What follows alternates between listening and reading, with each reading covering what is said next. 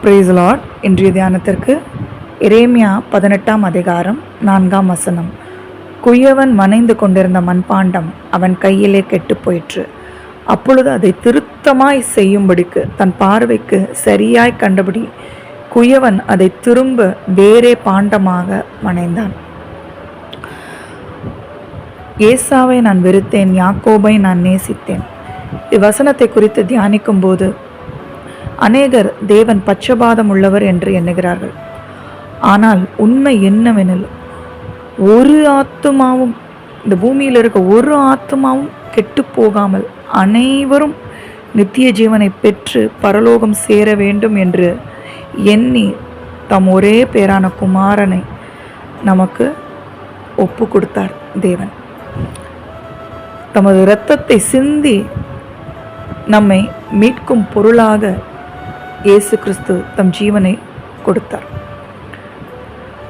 ஒரு சில வேளைகளில் நாம் மண்பாண்டங்களாகிய நாம் தேவனுடைய அந்த வனைந்து கொள்வதற்கு விட்டு கொடுக்க மறுக்கிறோம். அந்த மண்பாண்டம் திருத்தமாய் செய்யும்படிக்கு தான் குயவனாகிய நம்முடைய தேவன் அதை திரும்ப வேற பாண்டமாக வனைந்து கொள்கிறார். அவர் கேட்கிறார், எனக்கு அதிகாரம் இல்லையா? இந்த மண் பாண்டங்கள் நான் உருவாக்கின என்னுடைய கரத்தின் கிரியைகளை சரியான விதத்தில் வனைந்து அவர்களை பரலோகம் சேர்க்க வேண்டிய காரியத்தில் நான் அவர்களை உருவாக்க எனக்கு அதிகாரம் இல்லையா? இதை கேட்கிறார். நாம் என்ன செய்ய வேண்டும்னா, அழுத்தங்கள் வரும்போது எந்தெந்த காரியங்கள் அவருக்கு ஏற்றாற் போல் நாம் இல்லையோ அதை நாம் விட்டு கொடுக்க கற்றுக்கொள்ள வேண்டும்.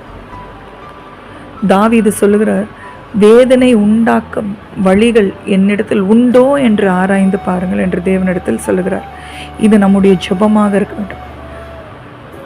தேவனுக்கு வேதனை உண்டாக்கும் வழிகள் நம்மிடத்தில் இருந்தால் அதை எடுத்து போட தேவனுக்கு நாம் விட்டு கொடுக்க வேண்டும். நம்முடைய இருதயத்தை தர வேண்டும்.